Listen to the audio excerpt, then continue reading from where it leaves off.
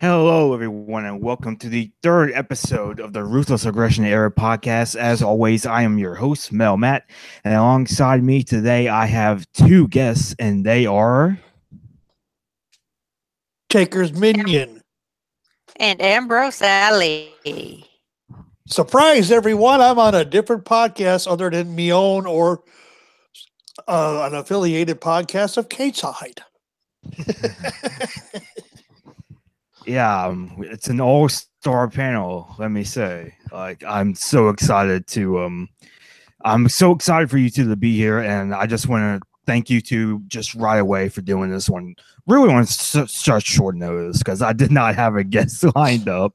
I committed at 2:30, 3 o'clock this morning?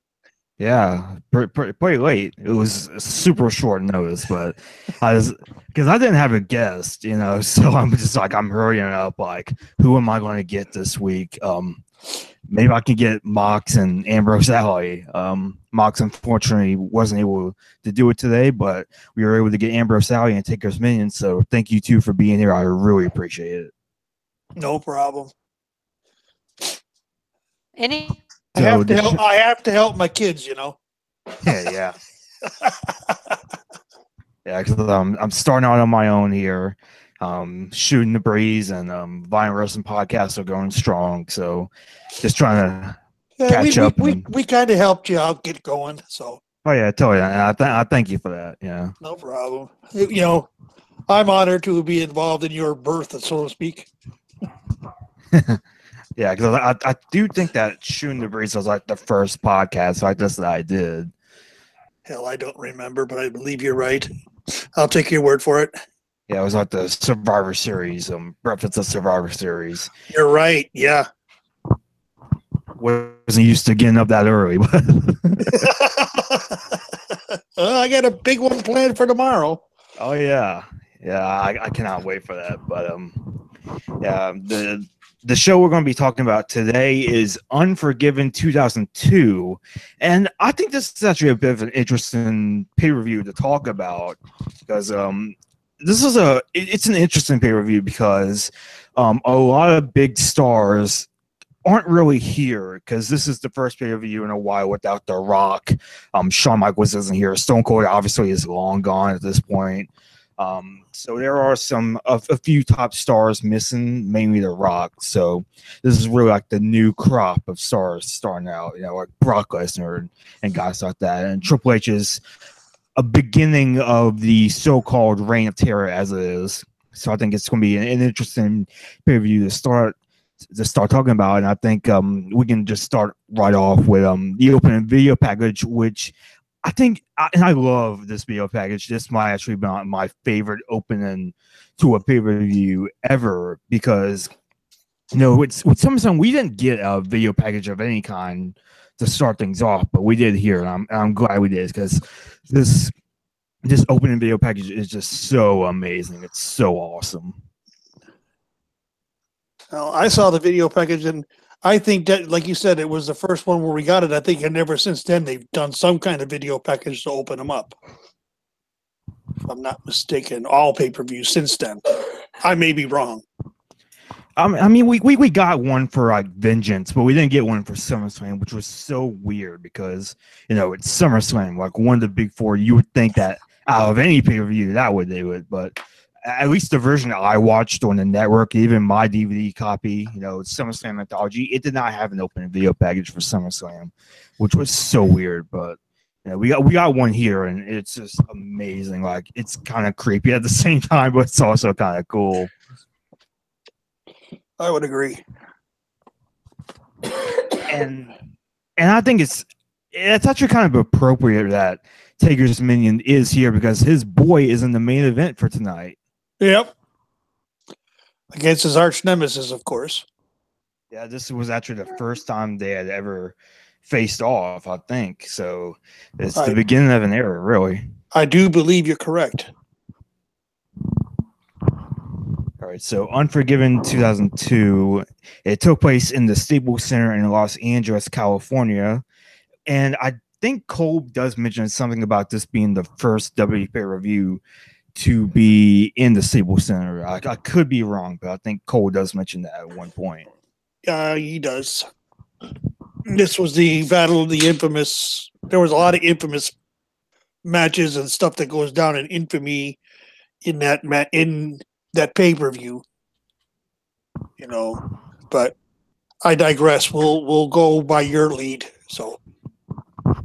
And so the theme song, I usually talk about the theme songs for the pay-per-views here because this is the time where they really started using it. And the one we have for here is Adrenaline by Gavin Rossdale, who was the front man for Bush, I believe.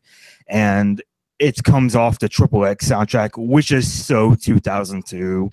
This is such a 2002 pay-per-view using this song. Yep. And I like this song too. I mean, I think the chorus is really catchy, and it has that like post grunge feel. I think it works well for this pay per view.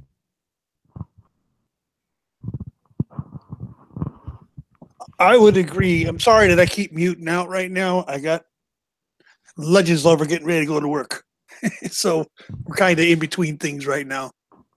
It's fine. It's fine. But, I'm not really big into the music like some are. So on this thing, I really have no opinions. Yeah, I mean, I think it's a pretty good song. I mean, you say it's post grunge. I'm, as being one of the older folks around, I say that a lot. I'm more into the 80s type music. Same here. That's the era I grew up in for the most part. I mean, that's where I spent most of my teenage years was in the 80s, 70s and 80s. I mean, I listened to music from basically the late 60s all the way through the 80s. So I have a wide variety of music that I like, but the real hard heavy metal, grunge, punk rock, no, I'm not really into it. Fair enough. Hey, what do you think about this whole setup, like the Unforgiven song and stage setup and everything like that? Enjoyed it. It was very entertaining to me, but I'm a very visual person, and I like all the spectacular effects and everything, and the music. I was grooving out to the music. Yeah, I mean, and the thing with the Unforgiven stage, like it's kind of a simple setup, really. Like it's just like a giant Titantron and a giant Unforgiven sign. It's pretty simple, but it's effective, I think. It's the KISS principle. Yep, keep it simple, stupid. Who you calling stupid? I'm not saying you're stupid. I'm saying that's what the principle is. Keep it simple, stupid. I know. I'm just messing with you. I know. But I have to justify to you young bucks around here. There's only one young one around here. I know. I said young bucks. I wasn't saying young does, okay? Okay.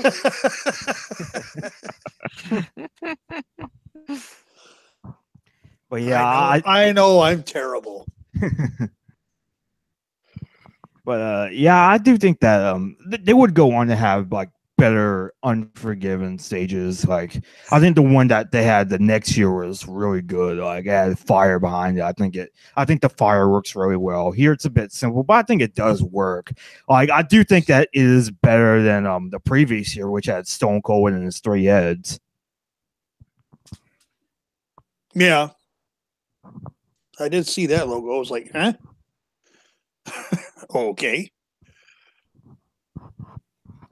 But yeah, I guess we can go ahead and get started on the very first match. It's going to be the Un-Americans versus Bubba Ray Dudley, Booker T, Goldust, and a returning Kane with a brand new look. Like he's completely revamped. So AA Taker, what'd you think about this whole like not necessarily repackaging, but like sort of this revamping of Kane? What'd you think about new mask, new gear, new theme song, like pretty much new everything? I thought it was a big improvement.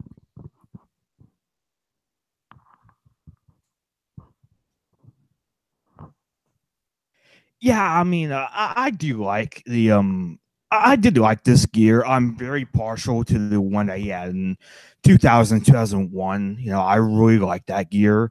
This one I think it's interesting because you know, pretty much revamped. You know, it really did kind of freshen him up just a little bit.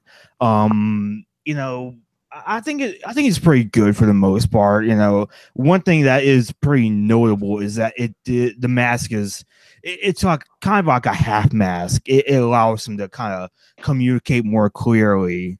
And Kane will be talking a lot in this particular run, so I think that's going to be very important. And Kane, you know, Kane does go through a bit of a change here because he's a lot more like active personality wise. He's a lot more, I don't want to necessarily say like comedic or anything like that, but he does show more comedic aspects to his character. He's more he seems comfortable. Yeah, and he was starting to show signs of it, you know, back when when he did have like the full-on mask. He did that segment with Hogan and Rock, where he was spouting off all their catchphrases. So they were starting to show signs of that, but it's pretty much out in the open here because like the night he came back, it was the night after SummerSlam. The Un-Americans were threatening to burn the American flag, and then Kane, and it seems like Kane is initially going to return, but it ends up seemingly being one of those like promo packages that you see, one of those vignettes. Then he does end up coming back, and you know, new music, new gear, new everything. So, and when I was a kid watching it, it was like, is that Kane? Because it did not look like Kane at all. But you know, Kane wiped out all the Un-Americans, and he did the Spin-a-Rooney or the Kane-a-Rooney.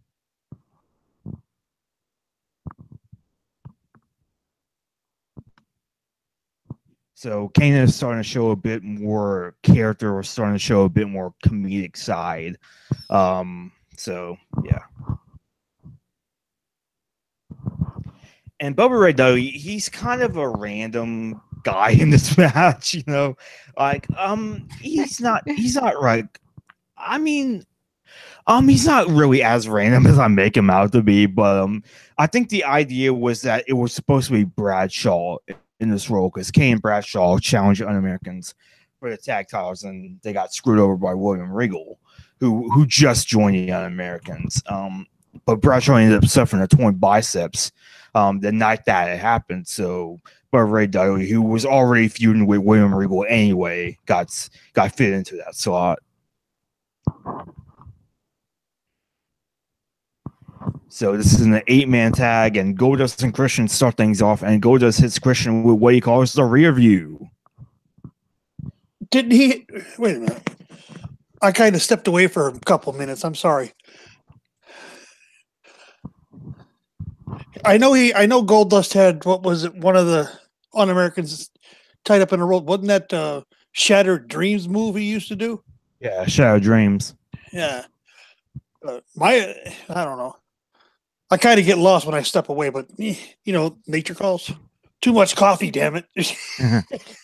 Yeah, we didn't get far. We were talking about Kane's new look that he had at the time. Yeah. What'd you think about it? I liked it. I mean, it was nice to see the change that they made with him. You know, him using that electronic voice synthesizer just didn't work for me. You know, or just tilting his head back and forth like a trained or a puppy dog when he was led around by Paul Bearer for a while. You know, it just never really worked as a character for me. Even though he was, quote unquote, half brother to Undertaker. Because I think at this time it was already out that it was Paul Bearer was the father. But I'm not. Yeah, I think Kane using that electronic voice thing, I think it worked for a bit, but I don't think it was enough to really sustain it. No. I mean, it made him scary, I think. Just using that, that voice changer. Yeah, well, pardon me. There has only been one character that WWE ever created that just by him, the music and him walking out scared little kids, and that was the Undertaker. You would see film of the original Undertaker walking out and kids crying because they were so scared of him. They couldn't do that with Kane, so they had to do something with him. But Ambrose is saying that Kane was more comfortable in his new character. Yeah, he was. Yeah, he seemed a lot more comfortable in the character of Kane. Right. He was actually able to be more himself. And that's one thing that's lost on performers today. Yeah, it did feel like he was having more fun as this more fun-loving character, but he was still serious enough. Like, he still had some credibility left. Yeah. He still no-sold a lot of stuff. Yeah, so Goldust hits Christian with what he calls the rear view, and Goldust and Bubba Ray hit a double bionic elbow on Storm and Christian, and it was pretty cool to see Goldust hit a bionic elbow. Yeah. Yeah, but like I said, like I'm going to say, the match itself was a great appetizer. It was fast paced. A lot of rapid changes was going on. You had a schmaz more than once where all 8 were in the ring, and then all of a sudden it's clear, and the 2 that are actually legal are back in the ring going at it. You could actually see where the referee lost control. He didn't know who was legal and just let it go. I mean, it's nice to see those kinds of matches. Well, the referee in this match was Nick Patrick, so him losing control of the match was not a shocker at all. Well, no, Nick Patrick was also the NWO ref back in WCW days, and I don't know how many people remember that. Yeah, Nick Patrick, the worst referee in history. Mm-hmm. Like, if you listen to the second episode of the podcast, you'll know that. Yeah, Nick Patrick was the second worst. I'm not a fan of Nick Patrick. Who was the worst? Earl Hebner. Ooh. I noticed one thing about the referees in this pay-per-view then back in 2002, and you go up 16 years, the count is slower. Yeah. I noticed that. I was like, boy, these counts are quick. You get 1, 2. And it's like, now it's more like 1, 2, 3. It's really slow. The cadence has really slowed down. Yeah, because I was watching a lot of like old WrestleManias, and the referees, when they're counting out somebody, they count them out quick. Yeah, the counting, everything was done faster. But that kept the match moving. Yeah, I think. So Booker and Bubba Ray hit What's Up on Regal when they get the tables.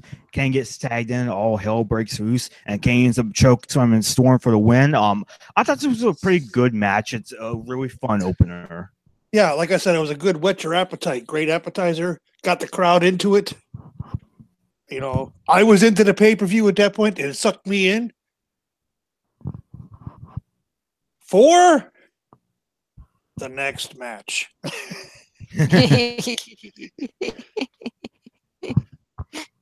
And that's all I'm going to say right now, because Metal Matt already knows my opinion, and everybody else will find that out at the end. Yep.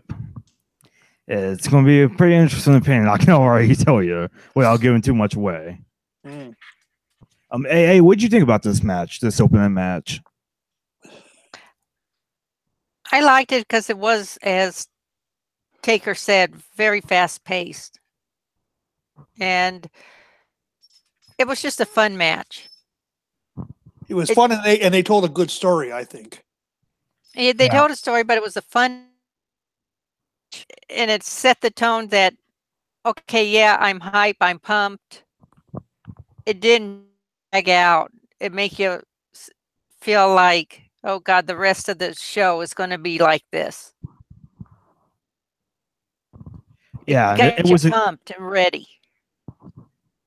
yeah, it was a good showcase for Kane as well, because I remember really looking forward to this pay-per-view as a kid and wanted to see Kane, because Kane had been out for a long time and I really missed him. So I was really excited to see Kane come back. And so you were a huge mark for Kane as a kid? oh yeah, I still am to a degree. I'd say a bigger mark for Kane back then than you are for Becky and Iconic Duo. And you know I'm going to pick.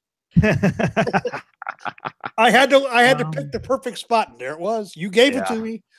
Yeah, I think I would say I'm a bigger mark for Becky and Iconic Duo now, but you know, Kane was one of my guys back then. You know, back then my guys were Kane, Undertaker, Rock, Stone Cold. You know, those kind of guys. Yeah. Okay, I'll give you that one. You can't make me choose, man. It's impossible. It's just impossible. I know. I did notice something in one of the little side things that we'll talk about. You know, the HLA stuff. Yeah, I did notice something. I want to see if you picked up on it. But go ahead. All right, so backstage we get a Stephanie McMahon pep talk to Billy and Chuck, and we'll talk about Billy and Chuck more when the match comes around. But you know, they are kind of in a not necessarily non-directional state at the moment, but it is sort of the beginning of the end for this tag team, because this tag team isn't going to be around too long after this pay-per-view. No, I think that whole Billy and Chuck thing was their first attempt at gay storylines, and it failed miserably. Yeah, so we go into the next match, which is Chris Jericho and Ric Flair for the Intercontinental title. And it's a rematch from SummerSlam, and I thought their SummerSlam match was really good. So I think they did okay. I don't think they got as much time as they did at SummerSlam. I think it's a bit of a weaker match, but I still think it was an entertaining enough match, I thought. Who you want to go first? Why don't you go, Taker? I was not impressed by this match one bit. It started out decent. You could see that the flow was not really there. Maybe you're right. Maybe they weren't given enough time. But the finish was ridiculously stupid. Jericho feigning a knee injury, and they get a trainer out there. You know, Ric Flair backing off, that's not Rick. Okay, first of all, that's way out of character for Ric Flair to back off of someone, especially when they're quote-unquote injured, only to be put in the walls of Jericho for like 5 seconds and tap out. I was like, what? That just, you know, the first match had me higher than high. The second match dropped me to hell. And I was like, all my excitement was sucked out of me right after that match. I was like, what the hell is this? And I even messaged you last night, like, what the hell, what the F, WTF, this finish. You knew exactly what match I was talking about. Yeah, I think so. This finish, it is weird. I mean, this match, it totally disrupted the flow of the match. Yeah, I'd agree with that. I didn't think the match was awful by any means, but I will say that it is one of the weaker ones, if not the weakest one. It was the weakest one of this show, and I mean, it's one of the weaker matches I've ever seen in my life from Ric Flair. And this was back during the time where he lost confidence. Please, it's like, oh man, I know. I'm sorry to poo-poo a Ric Flair match, but you know, I'm gonna call it like I see it. To me, it was a total bullshit BS match that had a BS finish, and it totally sucked all my excitement out of me. Yeah, I mean, and the thing about the SummerSlam match is that it was a good match. Like it was a really good match. They it didn't happen this time. I don't know, for whatever reason. I don't know if just these two were having an off night or if they just weren't given enough time. I don't know, just something about it. I didn't hate the match. I thought the match was okay at best, but yeah, the finish was kind of weak. I thought, it kind of made sense, but it also kind of didn't at the same time. Well, like I said, when does Ric Flair back off of someone who's injured? Yeah, I don't think he ever would, but at the same time, I would not put it past Jericho's character at this time to kind of fake an injury or the cheat in any kind of way. True. I'll give you that, because at that time, Jericho was the quote-unquote heel. Yeah.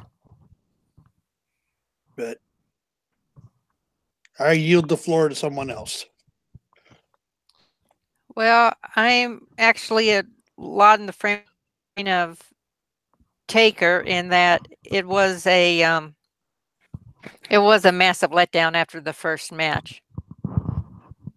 And I'm a big Jericho-holic, but Jericho just didn't seem to have his heart in it.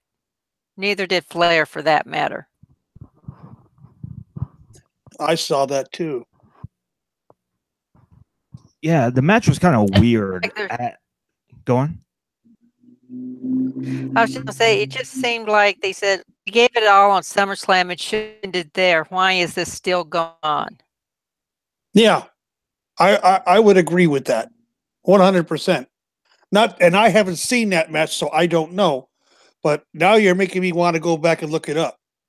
So the SummerSlam match is good. I definitely recommend it. But yeah, go on. No, I was scratching my nose. All right. All right. So yeah, this match, it didn't really feel like an Intercontinental title match. I don't know. It didn't have that like title match feel to it. Like Jericho, he is the Intercontinental Champion at this point because he just defeated RVD for the title, who had just won at SummerSlam. Like, because this was back in the time where the Intercontinental title was passed around more times than a joint in a car with Iron Sheik and Jim Duggan. Wow. Well, unless we forget, why not put RVD in the same car with the Iron Sheik and Jim Duggan, because he was Mr. 420 back then. Still is, as far as I know. Yeah. Yeah.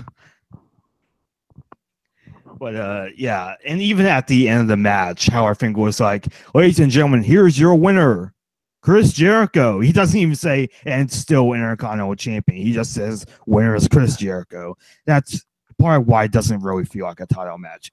This was kind of a nothing match. Like, honestly, this was a match you probably could have seen on like Raw or something like that. It didn't feel like a pay-per-view match.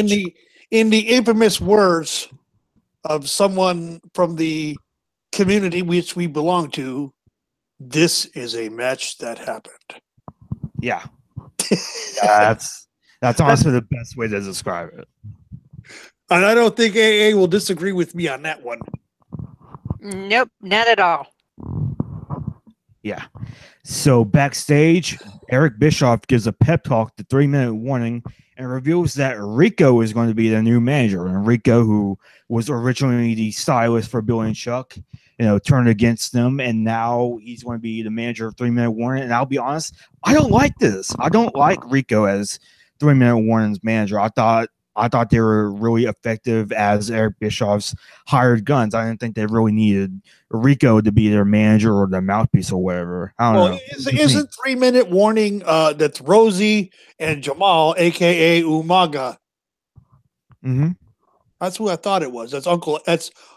And if you have seen anything current, now I know we're not supposed to. I'm making a comparison here. He is known. His real name was Eddie Fatu. Yeah. The last name Fatu should ring a bell with everybody. He was Uncle Eddie to Jimmy and Jay of the Usos. Yep. He's the one that got him broke into WWE. He's the one that trained him. So there was something good out of it. Yeah. But the Jamal character just never really fit him, I think. But we'll talk about that later. Yeah, because match is still a ways off, but they are Oh, yeah. building up this match. If you didn't know any better, you think this was the main event because they've been building up this match so much. I agree. So the next match, it's actually a match I'm really looking forward to. It's a rematch, another rematch from SummerSlam. This time it's Eddie Guerrero versus Edge. Okay. Give us your opinion. I thought this was a pretty good match for the most part.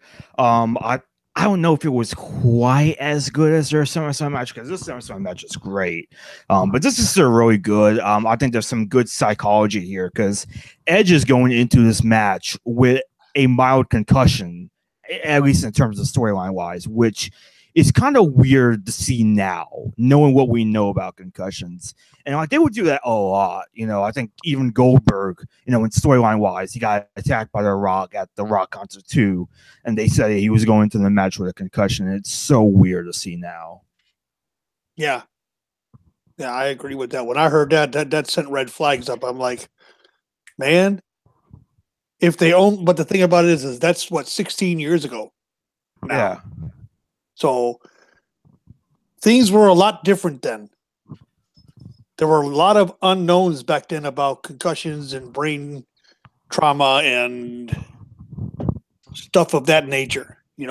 The whole Benoit murder suicide and the mess and all the suicides and everything of NFL players from then till now has really opened up a lot of people's eyes. If we even look at Daniel Bryan, for instance, and you look at the protocols he's under now. After every match, he has to go get tested. To that test that he took that said you can't wrestle anymore. He has to go take that test after every match before he can wrestle again. So, I mean, we look at the differences then and now, and it's like, oh, a mild concussion. What's a mild concussion? I've had one. They're not fun. They're not fun. You hurt for a couple of days. Yeah, it's something that they would never be able to get away with now. Even if it was a storyline, they would never be able to get away with it now.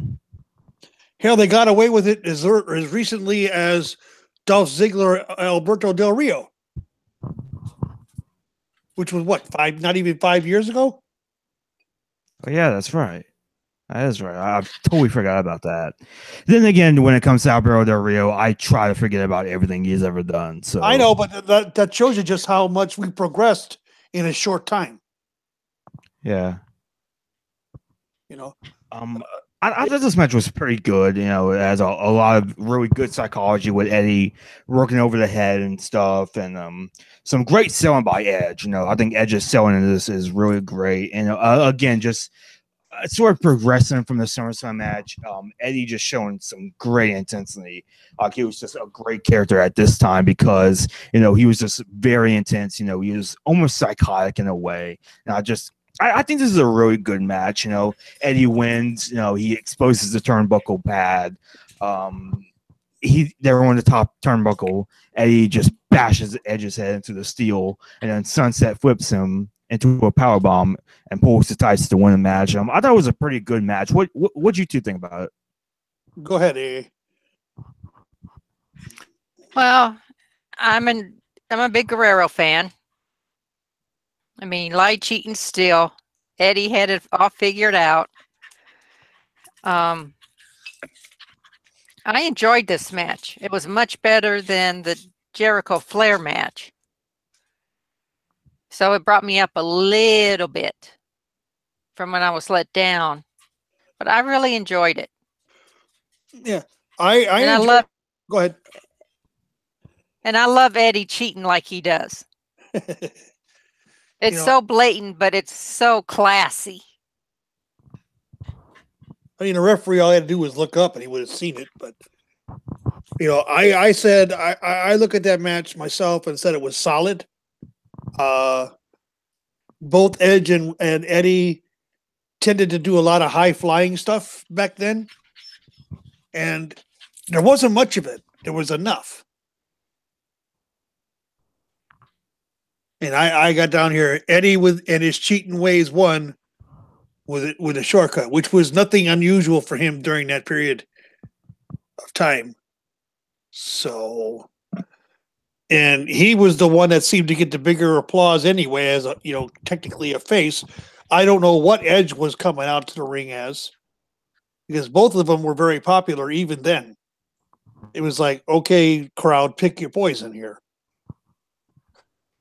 Well, Edge was the face at this time, and Eddie was the heel. But it did seem like Eddie was slowly starting to kind of get an organic face reaction, maybe because he was so entertaining, especially when he would cheat. Because this is just a couple months before Oscar Rares and before that all starts happening. So it did seem like this was a slow start to Eddie eventually turning face.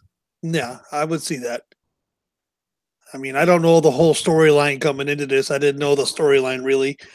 Didn't have time to do that much research.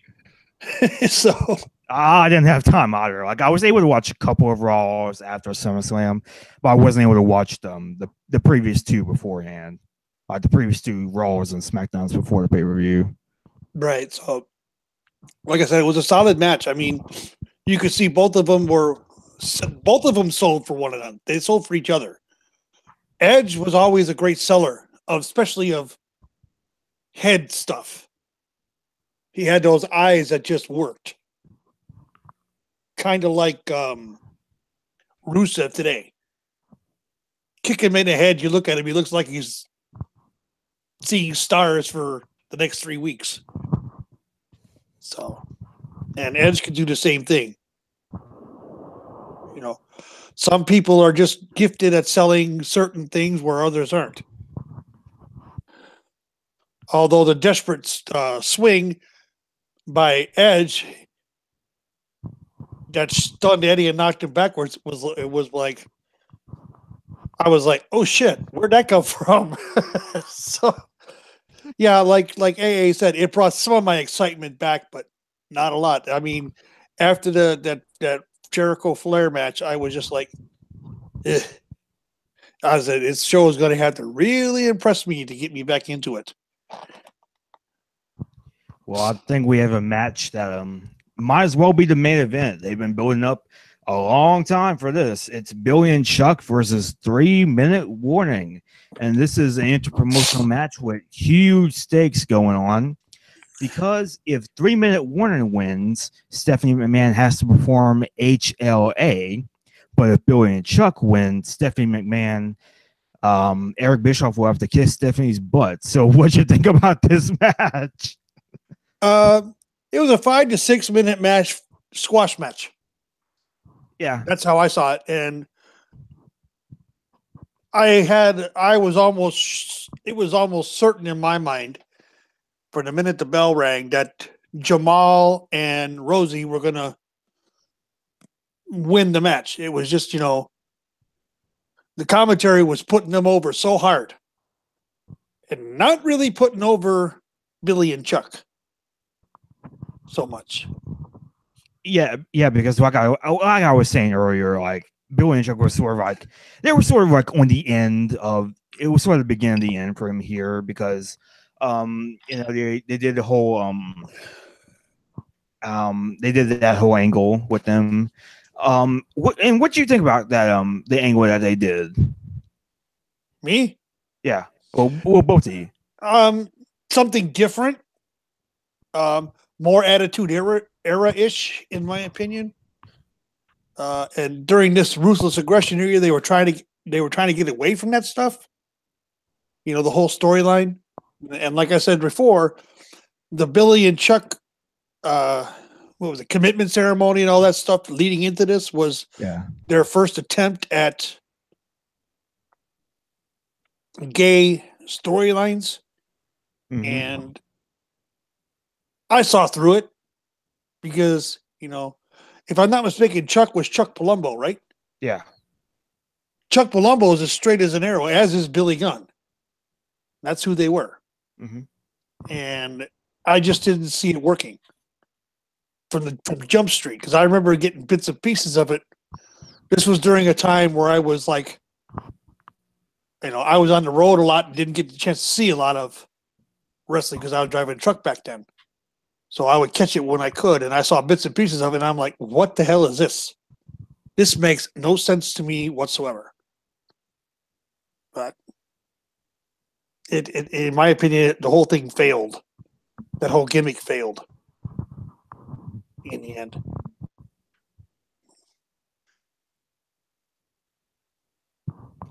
Yeah, I mean, I think it. Go on. Go ahead. No, you can go. Oh, I was going to say, this match didn't do anything for me. I wasn't interested in either 3-minute warning or Billy and Chuck. To me, it was a match that happened.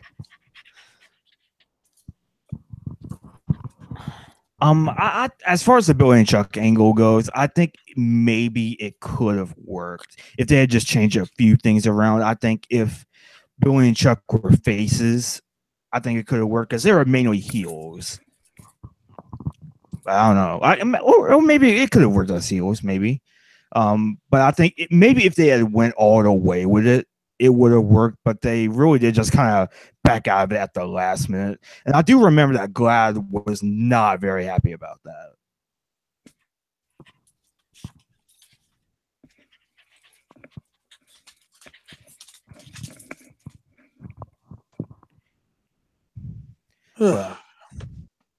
But yeah. I mean, it could have been a lot more, but I think ultimately it did fail in the end. Unfortunately, it could have worked, but I don't think WWE really put the effort into it that maybe they should have.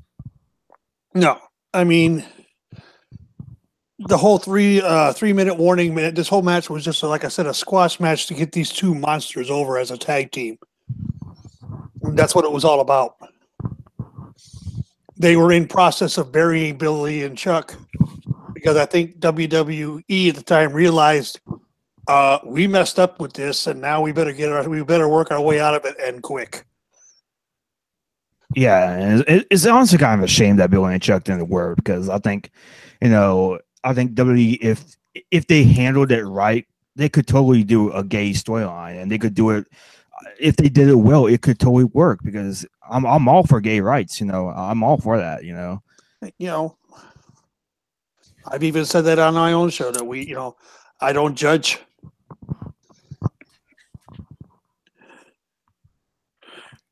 So, yeah, I just wanted to clarify that. No, it was something they tried and failed at miserably because they were going over the top with it. That's one of WWE's problems. But yeah, as far as this match go on?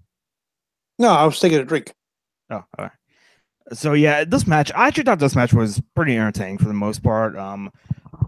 I'll just say this right now. I am a huge 3-minute warning fan. I absolutely love 3-minute warning, and we're not going to be seeing a ton of them on the podcast.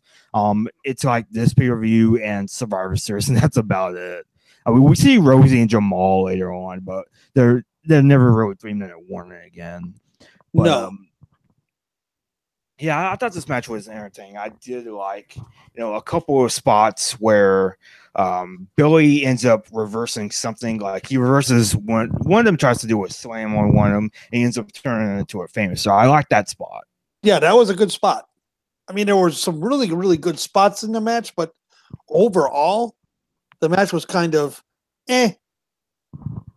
next.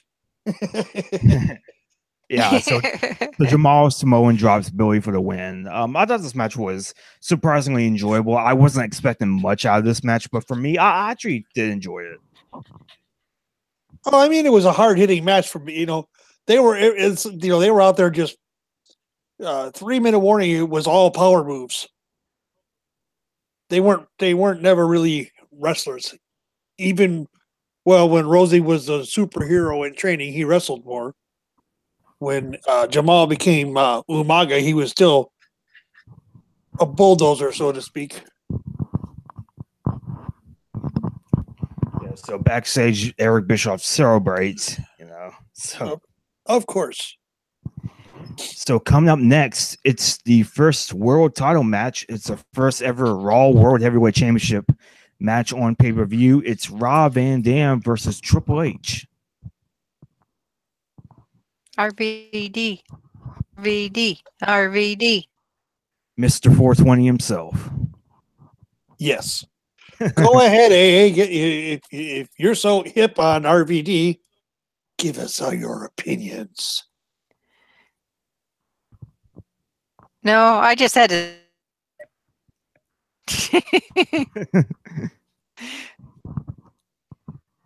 I just had to say it.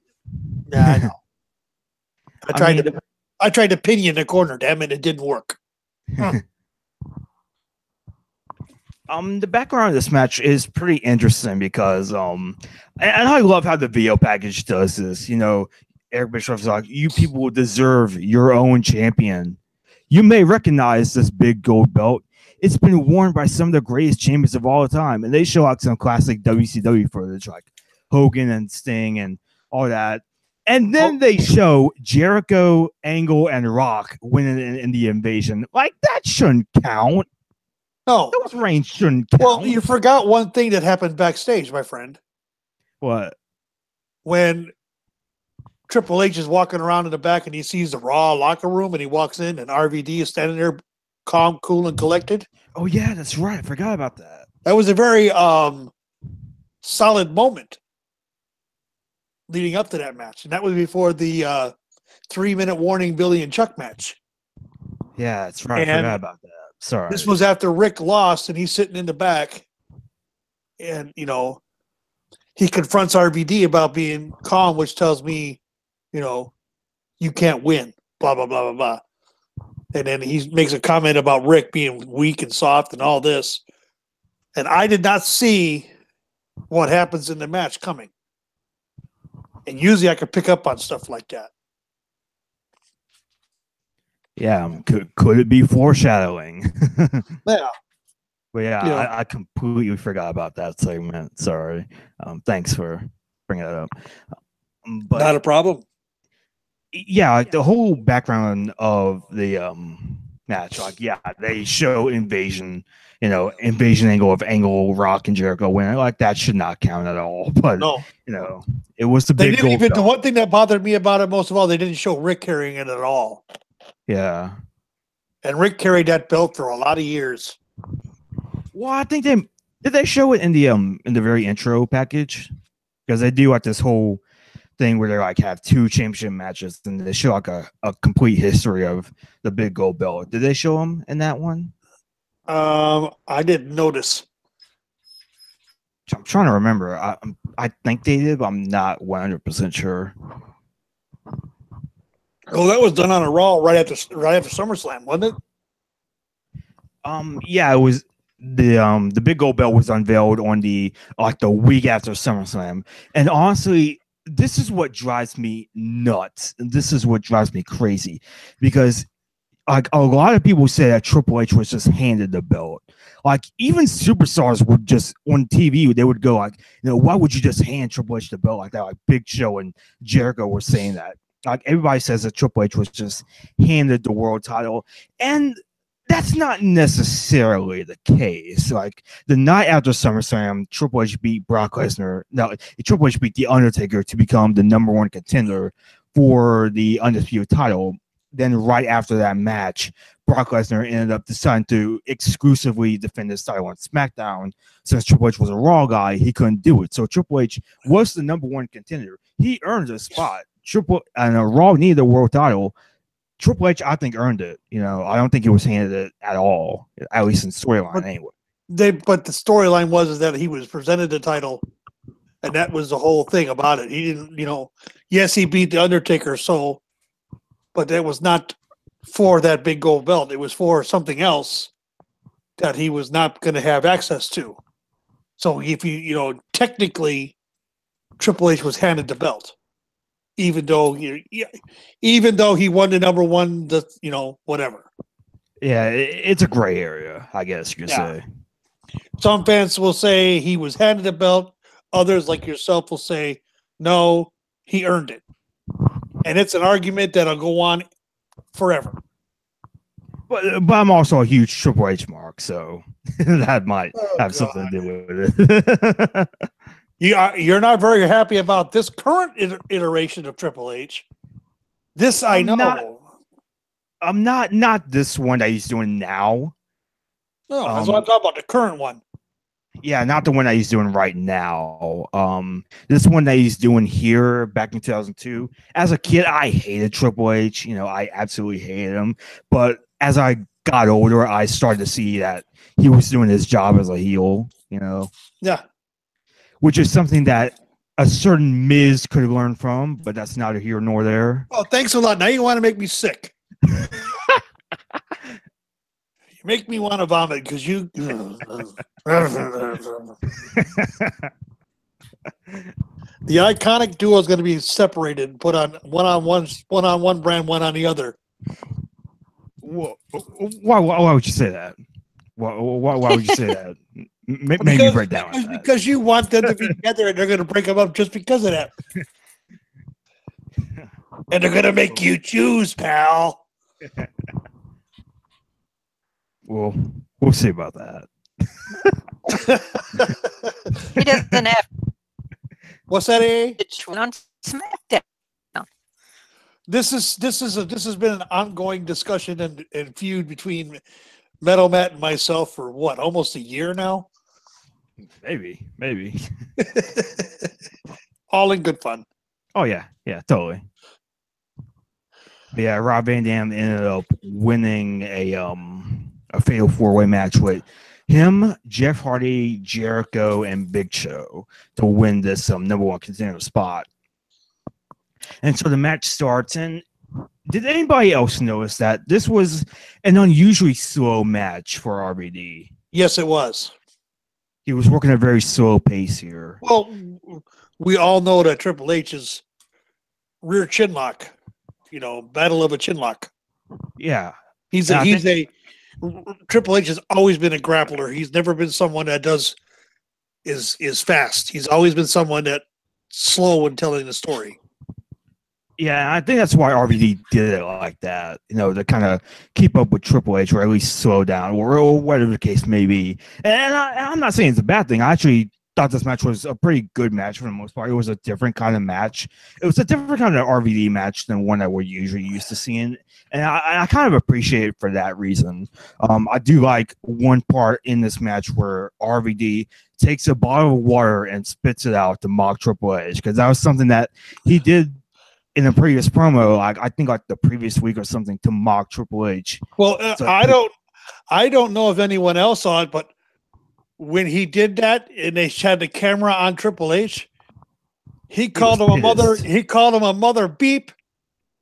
I honestly didn't catch that. I saw that. He said, "You mother," and I'm not going to say it because I don't know how you would feel about it. But yeah, he called him a. You can do it if you want. Called him a motherfucker. Okay. All right. I read it. I was like, whoa. But that's selling,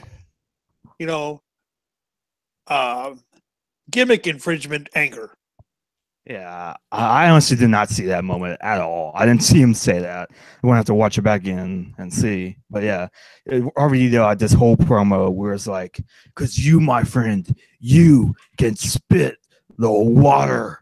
Grr, I'm Mr. Muscle and Fitness. Grr. They did show that. Yeah. I sat there and laughed. I thought that was hysterical. Yeah, and RVD was showing some character here because as awesome as Rob Van Dam is here, I don't think it's unfair to say that they kind of watered his character down in WWE. Oh, they did. Yeah. They had to get him as far away from the ECW stuff as possible.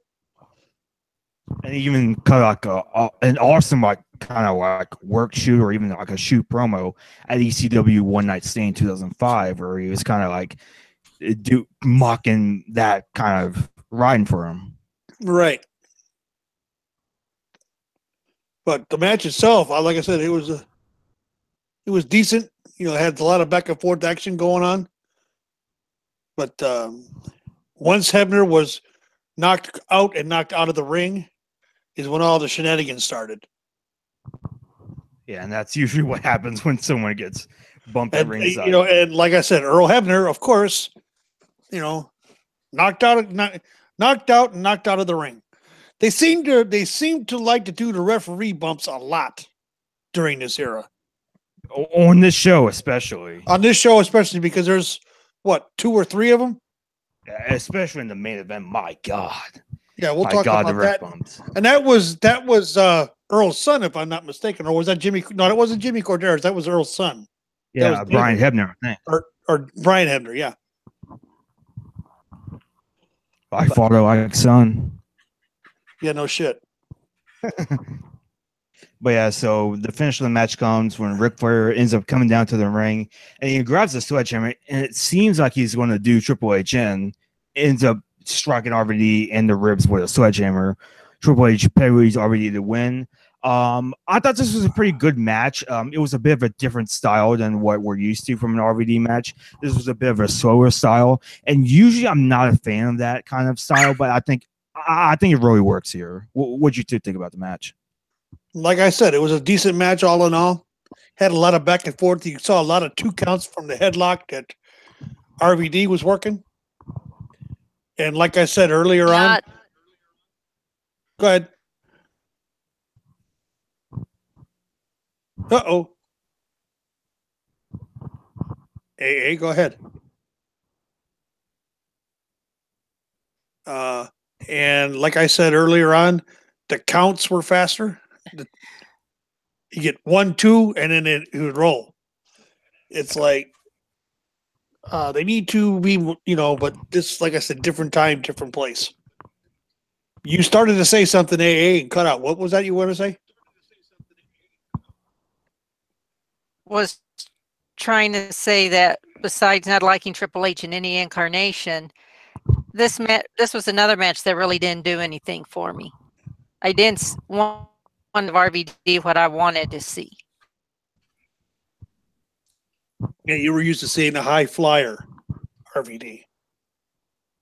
You know, and I'm right. And I've not always been a big fan of high flyers in WWE in Lucha Libre. I can accept it because that's their style. Mainstream WWE, NWA, whatever you want to call it, TNA, whatever you want to call it. No, please. Yeah, RVD's all about that high flying, that is. Right. And it's just not high and high flying. You know, Mr. 420 himself. That's why he can't stay with WWE, because he can't pass wellness.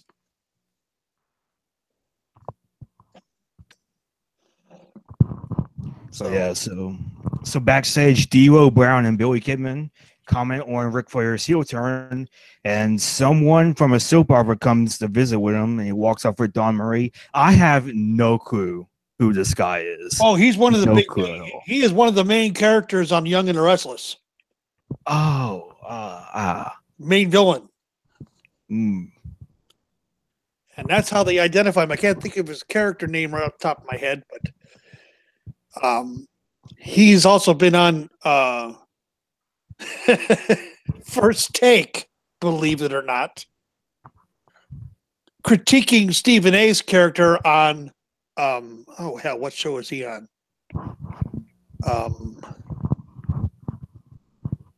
I can't think of it now. But Brick is Stephen A. Smith's character. So yeah, WWE is the only soap opera I watch, so I wouldn't know. I don't watch any soap operas anymore. I used to when I was younger, like 30 years ago. So the next match is Trish Stratus versus Molly Holly for the Women's Championship.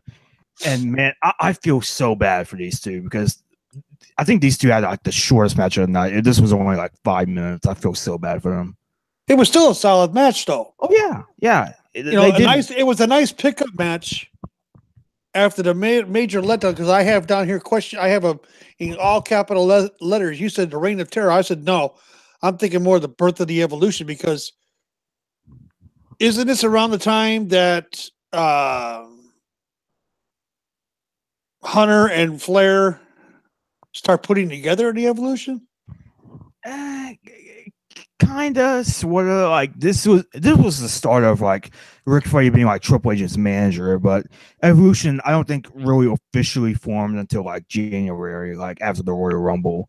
But this is sort of around the time where they're slowly starting to form Evolution. I do remember that the Un-Americans don't last too long after this, and apparently Lance Storm said on his podcast that the reason that the Un-Americans broke up is because WWE wanted to make room for another stable on Raw, which one could only imagine was Evolution. Right. That's what I thought, because I was like, because one of the things, like I said, reading lips again, after the match, when Flair handed the belt to Triple H, he said, "You're the man." I'm pretty good at reading people's lips. It's getting more difficult now because they don't really move them. Yeah. But yeah, this was around a time where they were slowly starting to kind of put Evolution together. It's not quite there just yet, but they're slowly starting to build that wall, starting to slowly make those baby steps. That's what I thought. That's why I had the question down. Birth of the Evolution? Yeah, a little bit. It takes a while to get there, but yeah, they are getting there slowly but surely. That's what I thought. You see, I could pick up things. I still have that knack, damn it. So Trish and Molly do work a pretty good match. There's some good brawling on the outside. Molly throws Trish into the steel steps into the barricade. The finish comes when Trish reverses into a bulldog for the win, and Coach interviews Trish after the match, and she's like, "Every night I go in that ring for moments like this. I love this moment. I love this. I love all of this." Yep. And you know what? If you think about it, that's Trish being genuine. Oh yeah. She lived for that feeling. It was her drug. Like I said, I say a nice pickup match through, even though a few spots were missed by both. Mm-hmm. But it was a bit herky jerky at times. But Trish, because they were still very, very young, very new. Trish was there, 3 years? And Molly was there, year and a half, maybe 2? Yeah, like Molly debuted around like 2001. I want to say she debuted right as the invasion was starting. I'm not 100% sure about that thing. But they also showed just what they that they would be stars, very soon because of the way they carried themselves in the ring. Even though spots were missed, they moved. They kept going. They kept going, and they kept going, and they kept going, and they worked. And this is before the Divas title came along, and they were trying. I think the Diva title was coming very, very soon, and you could see that they were trying to put it off as long as they could. And Trish was, she was great in this match, with her limited in-ring experience of 3 years at the time. She was already a full-time champ. Yeah, this was around the time where Trish was slowly starting to improve. Yeah. You look at Trish then, and you look at Trish that was just in the Royal Rumble. Trish could, I say this, Trish could still go, even now. Yeah, I think she could. I think it's a shame that they didn't really get that much time, because I think if they had given them around 11, 12 minutes, they probably could have tore the house down, because these two are really good wrestlers. Yes, they were. Both of them were. And wasn't it Molly that paid for recent inductees wrestling school? I think so. Wasn't it Beth Phoenix? I believe it was Beth Phoenix, yeah. She paid for her wrestling school. That's the kind of person, that's the thing, people. Back in the Attitude Era and the Ruthless Aggression Era, yeah, there was competition amongst each other of going out and top, go out and top that.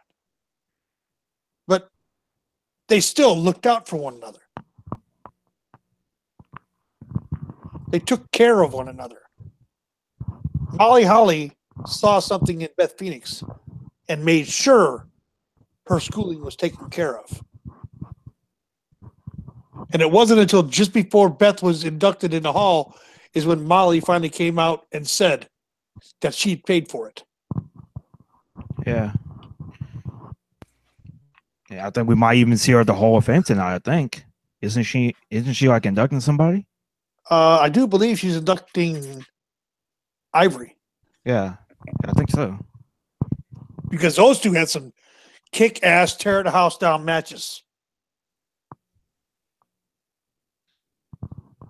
So yeah, we go backstage, 3-minute warning. Rico and Bischoff all party and ask two women to stay with him to help him with Stephanie McMahon. Or 3-minute warning, and Rico party off all over LA. Now, let me ask you a question, Matt.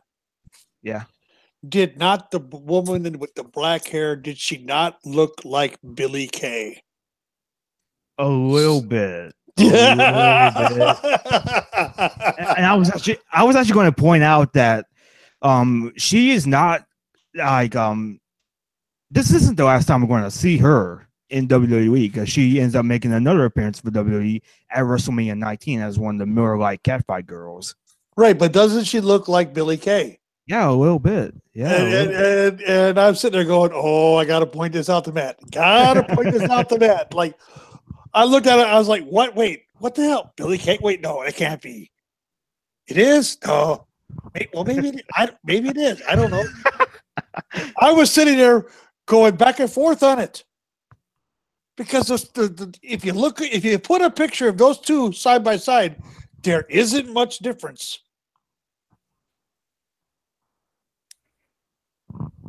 I don't know if anyone else saw that, but that's what I saw. I was like, "Holy shit, Billie Kay!" Oh, wait, no, it can't be. I didn't even think about that, but looking back, yeah, you're right. There's a bit of a resemblance there. Maybe it's Billie Kay's mom. I digress. So, on to the next match. It's Chris Benoit versus Kurt Angle, and this storyline all started over the stink face by Rikishi. That is so weird.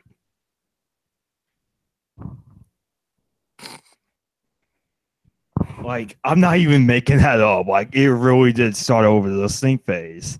Like, there was like this 6-man tag match on SmackDown. It was like Undertaker, Edge, and Rikishi versus Chris Benoit, Kurt Angle, and Eddie Guerrero. And near the end of the match, Rikishi ends up putting the stink face on Angle.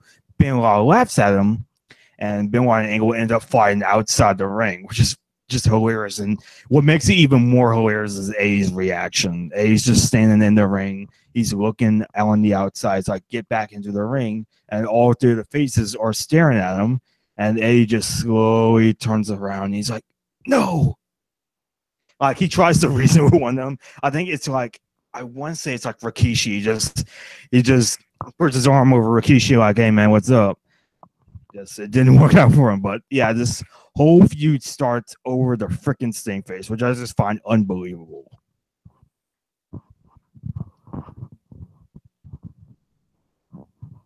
But can piss off. I think a stink face would piss me off. Yeah, and the thing with the stink face is that, did you know that Rikishi says that it actually has a deeper meaning than that? It's not just him sticking his butt in people's faces. Did you know that it has a deeper meaning? What, the stink face? Yeah. I did not know there was a deeper meaning to it, but do tell, please. Yeah, Rikishi explained it on SmackDown on that very night that match happened. Rikishi is like, Edge is like, yo, man, I love when you do the stink face. It makes me laugh so hard. And Rikishi's like, hey, man, the stink face wasn't supposed to be funny because it's supposed to be like, what's the word for it? Degrading? No, like, symbolization or whatever the word is. Symbolize something. Like, it's supposed to symbolize the bud of life always in my face. So I want to take this time and put it back on them, put my butt in people's faces. That makes sense. That is literally what he says. Like, it's one like, I don't know what episode it was. It was the same episode that had that face-to-face confrontation between Brock and Taker. Check it out on the network. Like, it's a true story. I believe you. I believe you on that. Yeah, like the fact that a Benoit and Angle feud starts all over this thing face is just hilarious to me. It was. I thought it was. I mean, when they showed the video package of Kurt Angle getting the stink face from Rikishi and Benoit laughing, I'm like, oh no, there's going to be an incident where Benoit gets it and Kurt's laughing. I just didn't know they were going to embellish it to the point where Angle is holding Benoit there. So it's like, and the way that I think it was JR and the King put it over is that Rikishi had his butt in Benoit's face for over a minute. If memory serves me correct. Was that? No, that was Taz, and it was Taz and Cole. Taz and Cole. They were talking about it being about a minute. I wish it was JR and King, because I'm not a fan of Cole and I like Cole Taz. And Taz. I love Taz. I absolutely did, and there'll be and I'll explain why after that match. You know, I always thought Taz was cool. Yeah. Fair enough. Angle and Benoit. What did you guys think about this match? I thought this was a really great match. Probably the best match of the night. I thought there was some good psychology, good wrestling here, and I think they would go on to have an even better match at the Royal Rumble just a few months later. But I thought this was a really great match. Go ahead, AA.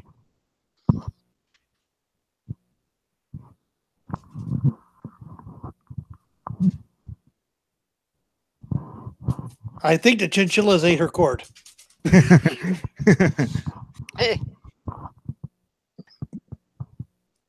Hello, AA. Earth to Ambrose Ellie. Are you there? Ground control to Ambrose. I'm here. There you are.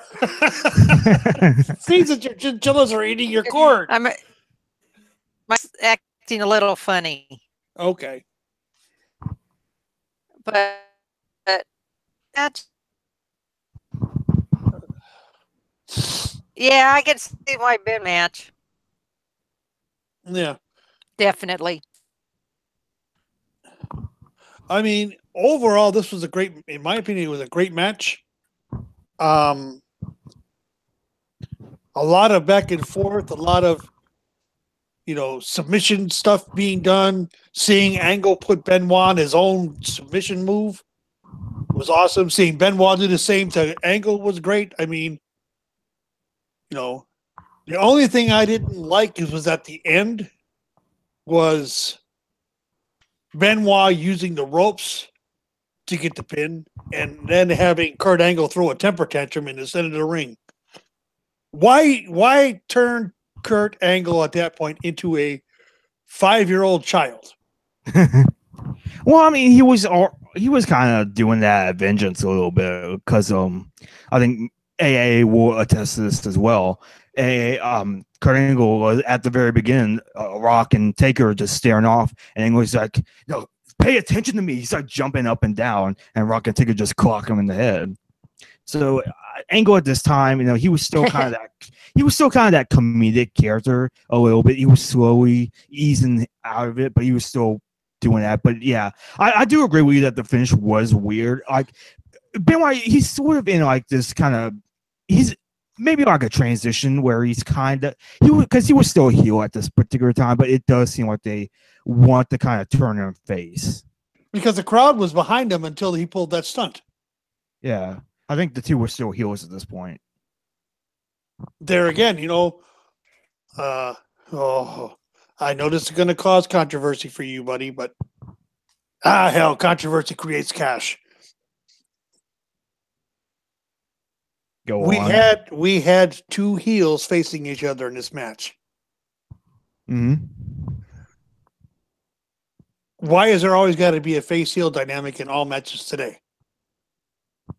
I mean, I don't think there really has to be always, but I think for the most part it works because you need someone to cheer and someone to boo. I mean, But if you got two faces that put on a fantastic match, it doesn't matter. yeah, I think it depends on the match, honestly. Prime example. Sami Zayn, Shinsuke Nakamura, NXT Takeover. I can't remember where. I think it was Dallas. Yeah, it might have been Dallas. I think it was like the night or two before WrestleMania 32. Right, and those two tore the house down, and they were both faces. There was no heel. Yeah, the thing with that is like I don't think a face versus face should happen all the time. No, I think every once in a while it can work, but I think it also depends on the match. That's the problem I have with a lot of people poo-pooing Sunday's match between AJ Styles and Shinsuke Nakamura. You got two very strong faces going to be going at it Sunday night for the WWE Championship. It's going to be a great match. Mm-hmm. Folks, go look it up on YouTube. They did this before in NJPW. But we're not here to talk about that. That's tomorrow morning. which is going to be a great show. I encourage all you to tune in. I will make sure to plug it at the end. Yeah. So I thought Benoit Angle was a really good match. I did too. But I always liked Chris Benoit anyway. The truth is out. I never have admitted that until now. But it's a good truth. The Rabid Wolverine character, I absolutely loved. I absolutely loved him as a heel or a face. Now figure that out. Me, one of the greatest fans of Undertaker, yet I'm a fan of Benoit. Why? Because Benoit was someone that was believable. If a character is believable to me, that's why I attach myself to them. They have to make me believe. Yeah, like Benoit was a great wrestler. Like obviously I can't defend what he did in the final days of his life. I don't defend it either. I don't defend it either. What he did was wrong. But you know what? He had his demons because of all the brain damage he had. Yeah. And you know what it was from? It's come out as to what it was from. The flying head button. Yep. That's why you don't see anybody really doing it anymore. No. Anywhere. The flying headbutt is what gave him all that damage. He had the brain of an 80-year-old with an extreme case of dementia. Yeah. That he believed there were monsters and people out to get him. And that's why he, get him and his family. That's why he decided to kill his family and kill himself, because he didn't want the people to get him. He believed it. Am I justifying what happened? Maybe I am. But it's the truth, people. So backstage, Mark Lloyd interviews Brock Lesnar and Paul Heyman. Heyman says, anytime somebody wants to take the title from Brock, it becomes personal. Brock says he isn't sorry for what he's done to Sarah, and he won't be sorry for what he does to Undertaker tonight. Because when you have no remorse, you have no problem being. You're missing something. What am I missing? Before that interview, didn't they have the HLA scene? No, this is after. Oh, yeah. Okay. My bad. No problem. Yeah, so he says that when you have no remorse, you have no problem being unforgiven. Right. So, and Paul Heyman at this time was a master at spinning things, because in that face, Yeah, and in that face-to-face confrontation with Brock and Taker, he says, like, to my client, that's family, the world championship. And he's constantly bringing up Sarah and the fact that she's pregnant. And Taker's like, don't bring family into this.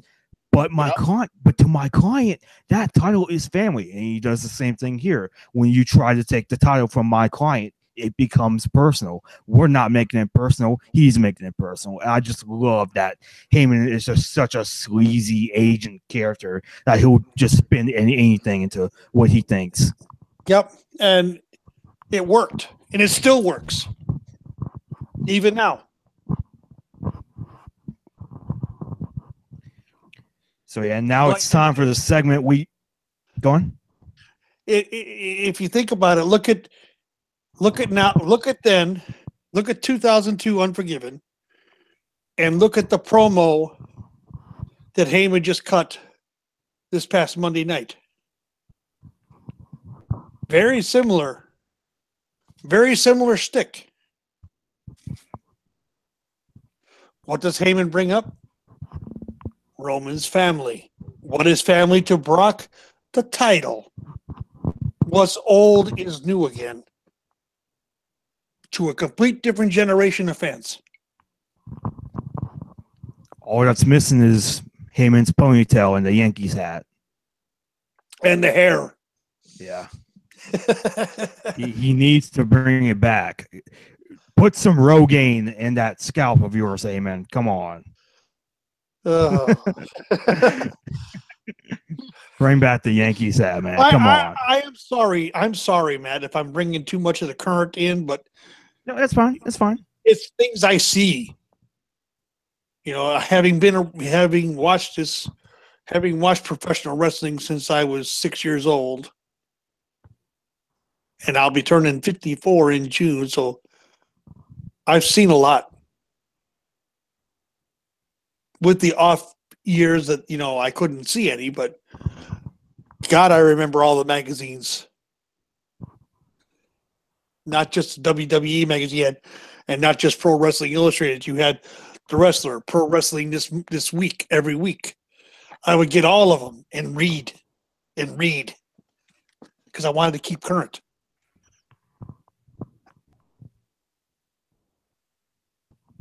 But as I've said before, and I'll say again, everybody that's listening, take a shot. I'm old school. That includes you two. Yeah. Old. He's old. Yep. I'm just messing with you. But I don't take offense to it, Matt. You know that. Yeah. Because I know it's said lovingly. Mm-hmm. Mm-hmm. Yeah. Now we move on to the greatest segment of the show, in my opinion. Yeah, this is the segment we've been waiting all night for. So Eric Bischoff makes his way to the ring and invites Stephanie out as well, because per the stipulation of the tag match earlier, Stephanie McMahon is going to have to perform some HLA. And for those of you who don't know what it means, it's hot lesbian action. Yep. With the Billy Kay lookalike. And I can't. What was she, blonde or redhead? I don't even remember. It might have been blonde, but I could be wrong. I think she was blonde. But yeah, like it was just like this whole big publicity stunt that lasted for like a few weeks. It didn't really last that long.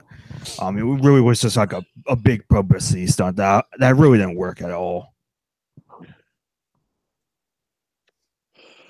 But the greatest thing about it was that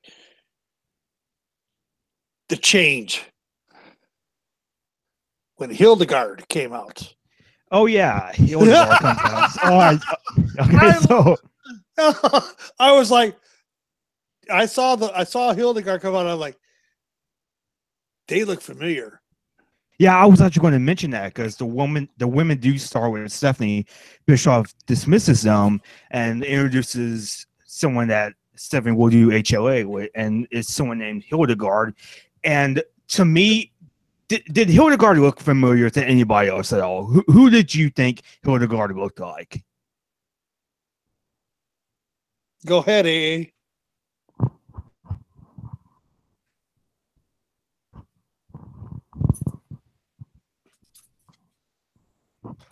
I myself wasn't sure, but I knew it was a man. That much I knew. And well, I thought maybe it might have been Rosie at one point. But I'm like, nah, not Rosie, someone else. I just didn't know who it was. But I knew it wasn't. And it was like, that was one of the greatest things, because I was sitting there going, oh man, this is just going to be wrong, you know.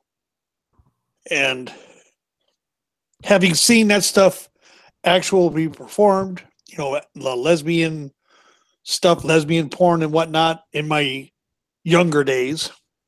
I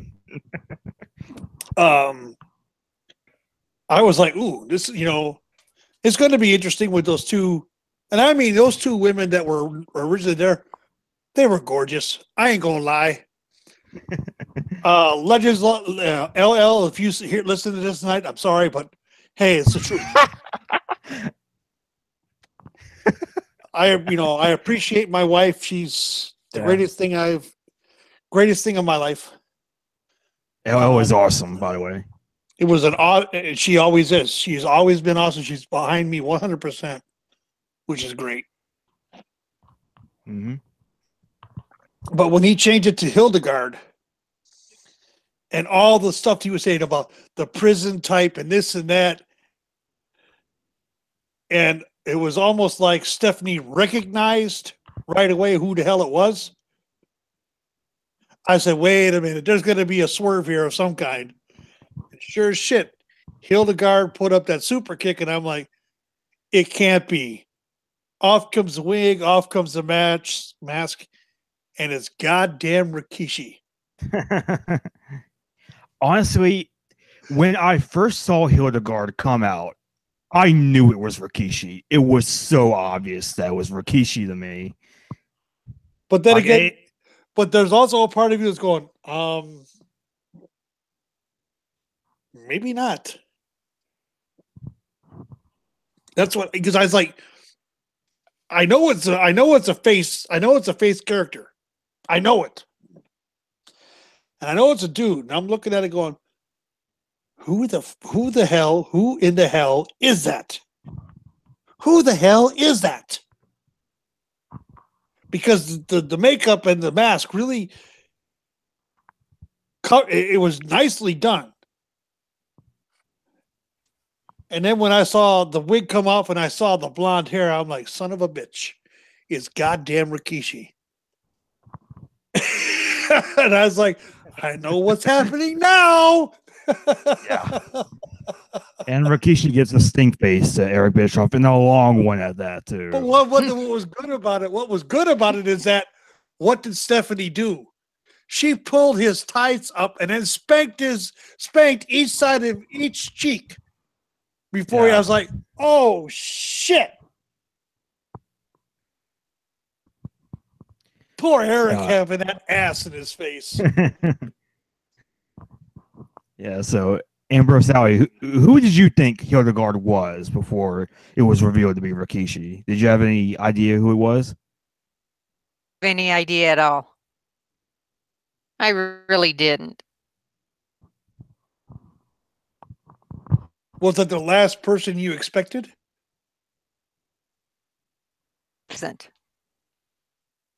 Wasn't the last person I expected. But I had no idea. They got me on that one. And how could you not laugh? Yeah, it was funny. But the stink face is always funny. No, but that wasn't what I was laughing about.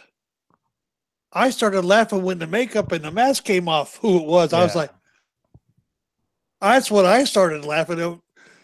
LL was upstairs. She had gone upstairs to the throne room. And because she'd seen the beginning of it, she's like, oh, shit. This, I gotta, oh, thank God I'm going upstairs. And then she heard me crack the hell up and she asked me about it. And when I told her, she cracked up.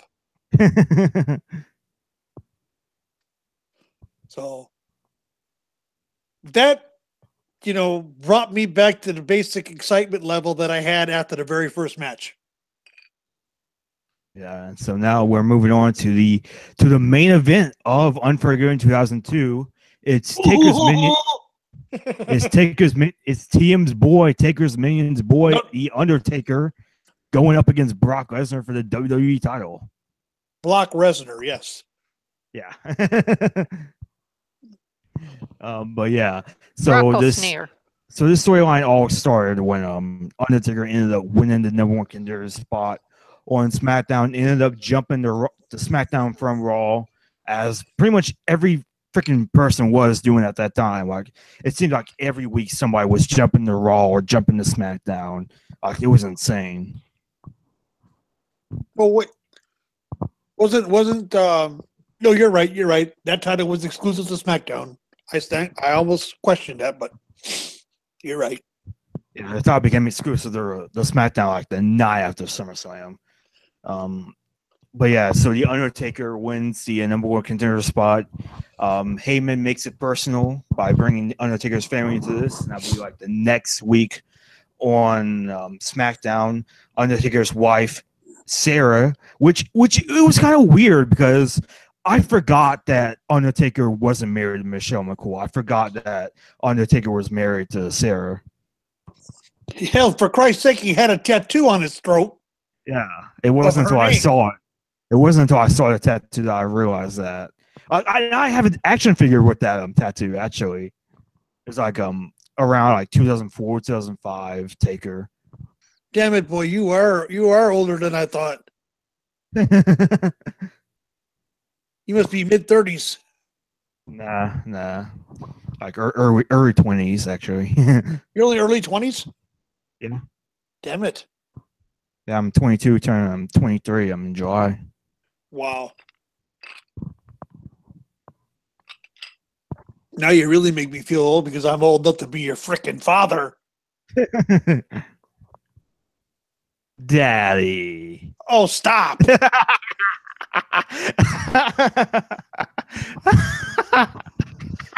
And I'm sure Ambrose is having a good laugh over this.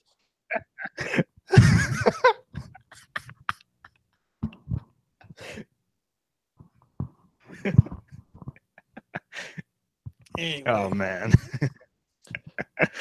If that comes out anywhere else but here, I will hunt you down and beat you like my child. Yeah, I'll try and make sure it only stays here. Because I know what state you live in.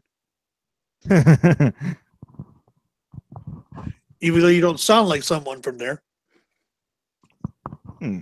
I don't. You live in Louisiana. Yeah. You told me. Yeah. It ain't that hard to find people. I have friends. I have friends.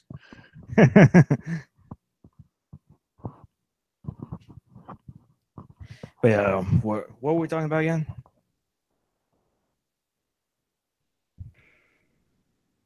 Oh yeah, Undertaker is Sarah, I think.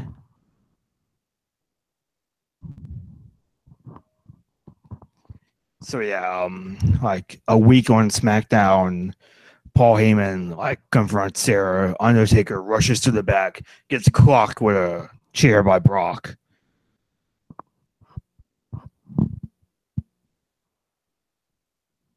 And so now the feud is intensely personal, and you know it's personal when not only does Undertaker not come out to the ring on his motorcycle, but he also has a brand new theme song as well. That's how you know things are serious. You've done it now. You've gone and made a big mistake. And I can't allow you to think you can just walk away. So just turn around and think that you're going to pay. The end is now. This is going to be your judgment day. A cheap shot. That's the way I forget the rest, but you know how it goes. So this match is a pretty interesting match because, yeah, it's an interesting match because Brock Lesnar, you know, and they sort of kind of foreshadowed this before the match. They sort of foreshadowed it in the confrontation. They pretty much say like, you know, Undertaker's like, you know, you're 25 years old, you're already world champion, but you haven't been tested yet, you haven't been beat up yet. And that's what Taker does in this match, because it's mostly Taker for the most part. You know, like there's other, like Brock does get some offense in here and there, but Undertaker does overpower Brock for much of the match. Yeah, he does. And what was so random in this match as well, the ref gets bumped. Matt freaking Hardy comes out to interfere. And he gets the last ride for his trouble. Yeah. But one of the greatest things I liked is that Paul Heyman threw the chair into the ring for Brock to use. Brock's the referee is still out the first time. This is the first time, or is it the second time? I think this might have been the first time. Brock doesn't find it, or Brock does get it.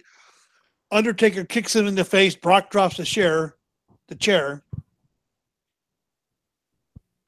Then Taker gets it and basically wraps the chair seat area around Brock's head.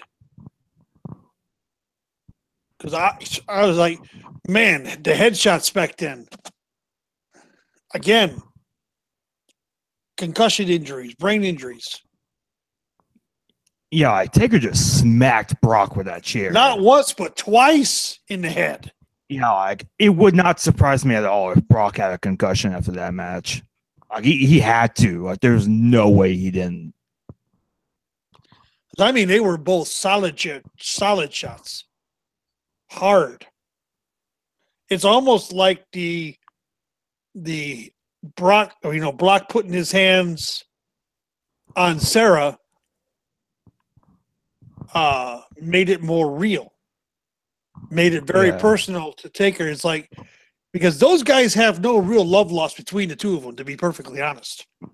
They don't like each other. It's a known fact. Yeah. You know. And Brock does end up bleeding for the first time, and commentary does mention that. Yes. They do put that over, that Brock for the very first time is bleeding. And Taker, you know, he even threatened to do that to him. Had you ever tasted your own blood before? Have you ever felt put your ribs out and have them sticking where they don't normally are? Mm-hmm. Just, yeah, and they do mention that. They also mention, and I love a line here that Cole does mention. He does mention the fact that, you know, Heyman, he has Brock Lesnar believe in his own hype. And the more that Lesnar believes his own hype, the more powerful he is. The more he believes in himself, the more dangerous he is. And I really like that. Yeah, but in the end, you know, this is back when Heyman was a lot thinner, had hair. Yeah, he was taking bumps here too. Yeah, he got kicked in the head off the apron. He gets punched in the crowd as well. Yeah, Heyman's taking bumps back then where you don't need a goddamn flak jacket. Because remember, if you look at the match between Brock Lesnar and CM Punk, Heyman's wearing body armor under his suit. When, Punk uses the kendo stick.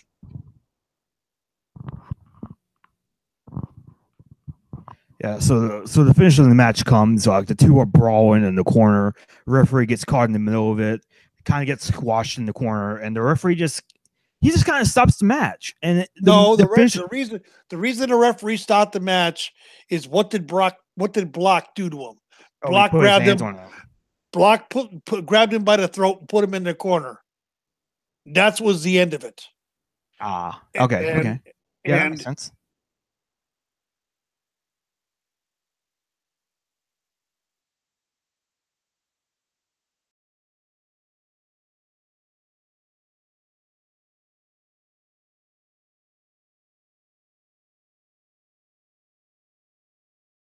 brawl in the aisleway, and probably my favorite moment of the show, aside from the intro, Taker just throws Brock through the Unforgiven sign.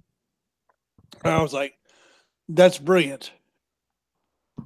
I just thought that was great. I thought that was awesome. I did too. I was like, ooh. Shades of Shane Kurt Angle through the glass. Yeah, a little bit.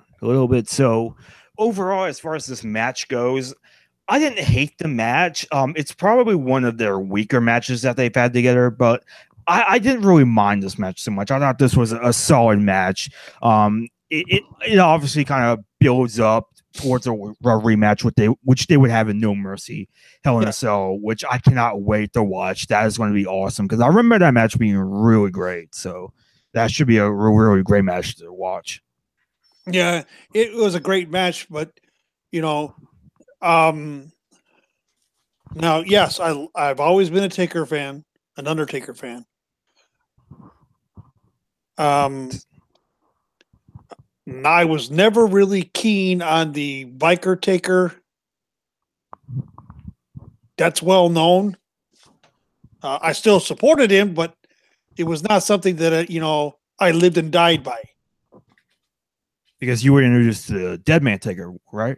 Right. I was watching shit. I was watching Taker when he was Texas Red in WCCW. I've said this before. Yeah. Okay. When he used a heart punch. Mm-hmm. Seeing the Dead Man and the Ministry, and then all of a sudden him going away and becoming this biker type, HA type, it just didn't really do it for me. It never really did. Mm-hmm. I mean, I'm kind of partial to it because it was the first incarnation of the Undertaker I saw. Because I watched my first wrestling event that I ever watched was WrestleMania 17. So, and I think even the first match I saw was Undertaker Triple H at WrestleMania 17. That's what got me into wrestling. That and Stone Cold Rock. So, Biker Taker was the first incarnation that I was introduced to.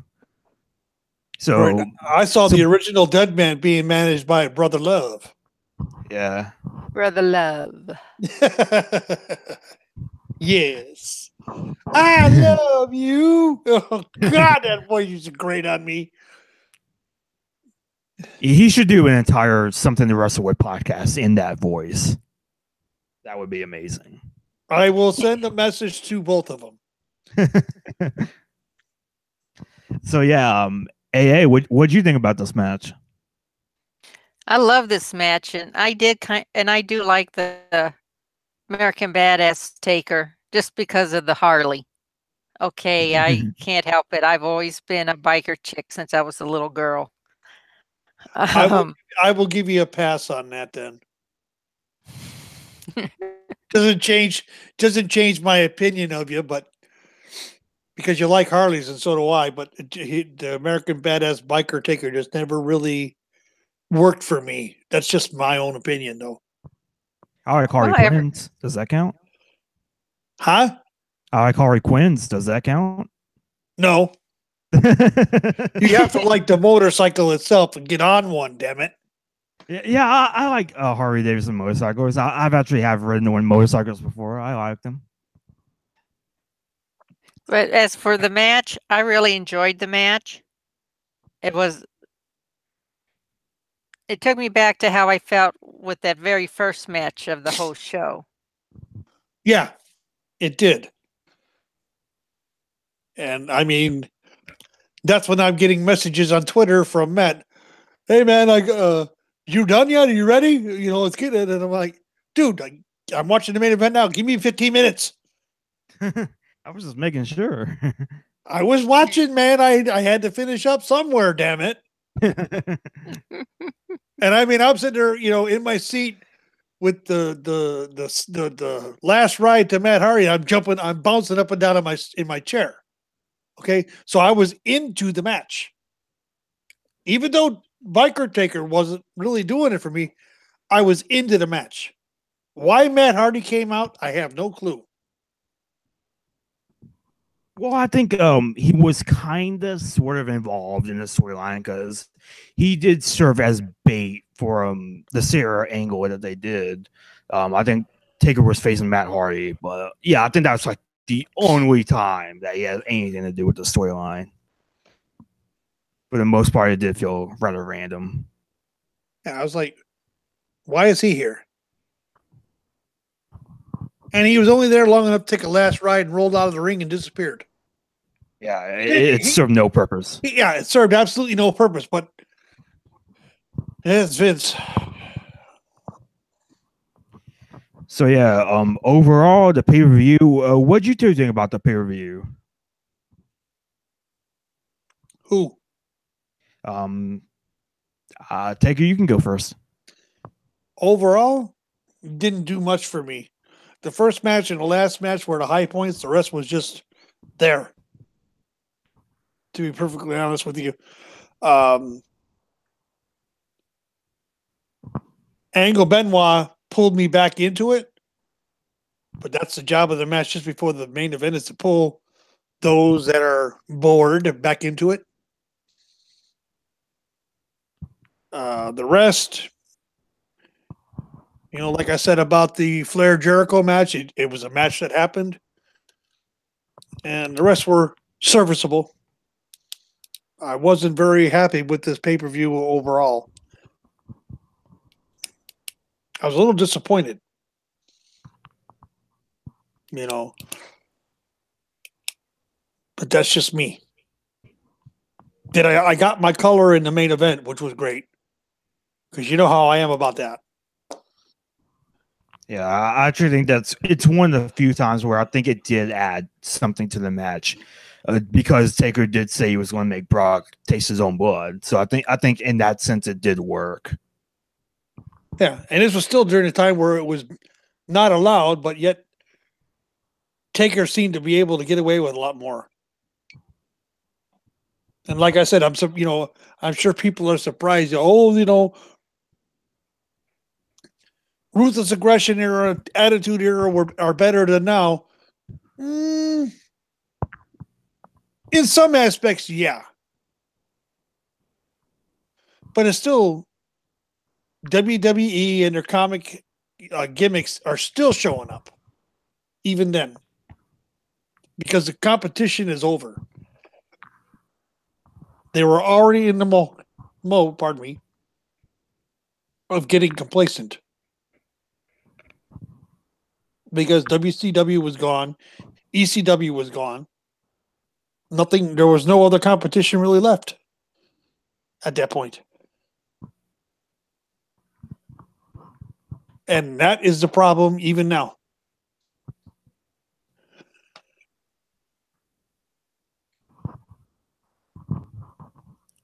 And NAA, what do you think about this pay-per-view? I consider it a poor man's cheese sandwich where the bread was good. The first match and the last match. Wow. What kind of cheese, eh?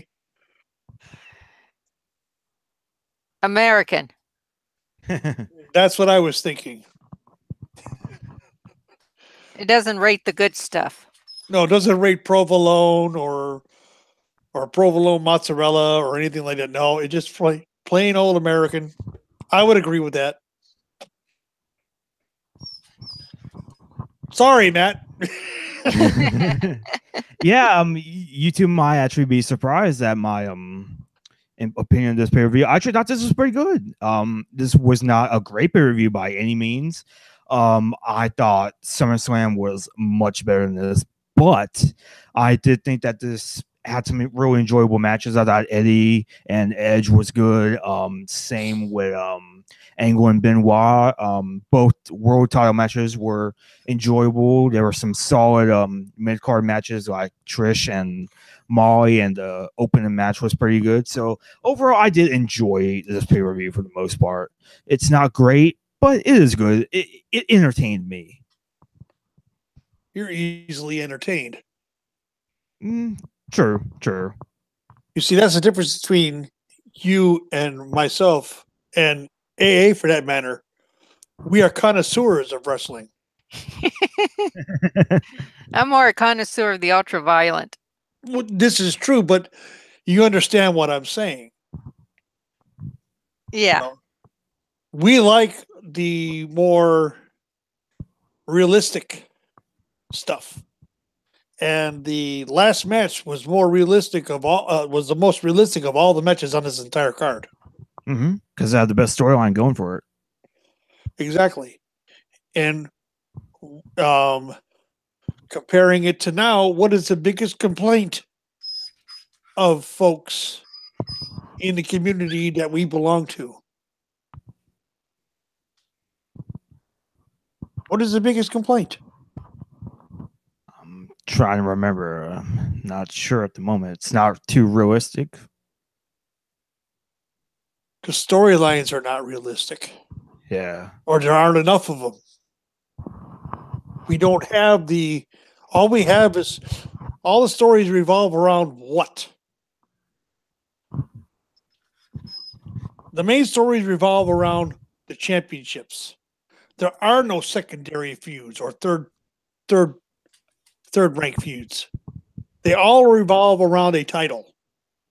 Be it WWE title, Universal title, tag titles, women's titles, Intercontinental title, US title. If wrestlers today are not involved in a title match, they're being buried. They're not allowed to grow. It's a shame. If you look at this card, there were matches that had nothing to do with titles that were actually decent matches and serviceable that push the story along.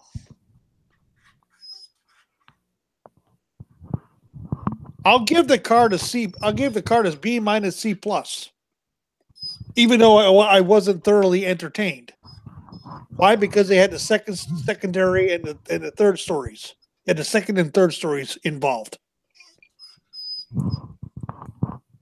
Yeah, I'd say that's fair. Nah, I'd give it a solid B. But then I'm an easy grader. This is true.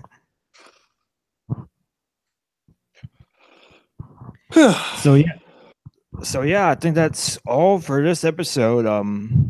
So are there any plugs that you two? Yeah. Or where can they find you at? What? Well, they can find me on Twitter at Takers_Minion. And don't forget, tomorrow morning, 1 hour earlier than usual, 10 a.m. Eastern, 9 a.m. Central, is the Shootin' the Breeze Breakfast from WrestleMania, where I've got a panel convened, and we will be talking about WrestleMania, every match. That's including pre-show and main show. Ooh, 4 or 5 hours shooting the breeze. I like it. It's going to be about 4. I'm expecting it to be 4 hours in length.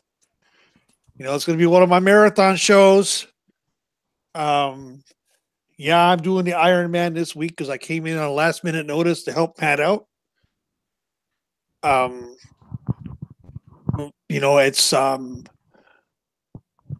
It's going to be an interesting show. There was originally 5 scheduled for the panel. One had to cancel at the last minute due to work commitments, which I'm not upset with. So we got their usual 4 plus myself and Mr. Dr. Senju. So join us at 10 a.m. tomorrow, Eastern Time, 9 a.m. Central. And for you, AA, it's 8 a.m. Mountain Time. Right. I have to be the oddball. Well, no. There's a guy on the Pacific Coast that comes and listens too. So that's 7 a.m. Pacific Time for those of you on the West Coast.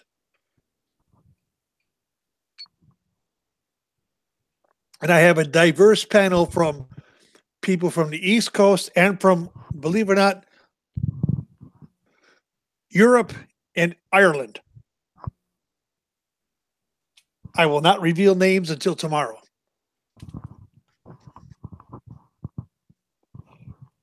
It's going to be a good one. I expect you to be there with bells on, Matt. Yeah, I'll be in the live chat for sure. From the beginning? I'll try and be there from the beginning. I'll try and wake up early to be there. You better. Or you will not live it down. I'll try my best to be there. Godfather has spoken. The judge has spoken. No, I'm the godfather of 2 podcasts here. This one that we're on and yours, for a matter of fact, they're AA. That's true. And we're going to find you at AA. Oh, you can find me on Twitter at Lady Roshana. That's ROSCHANA. And what's your podcast? Violent Wrestling Podcasts. And hopefully we should have our next episode out within the next week or so. Yeah, if things work out. Yeah, there's been some issues with your co-host. Yep. But it's understandable. Yes, it is. Mm-hmm. Mm-hmm. So, and we're looking at improving our podcast. Some real competition now after I changed my format for the most part. You just have to wait and see. Oh, really? Yeah. You're coming after me, are you? Hey, have to do the Godfather proud. There you go.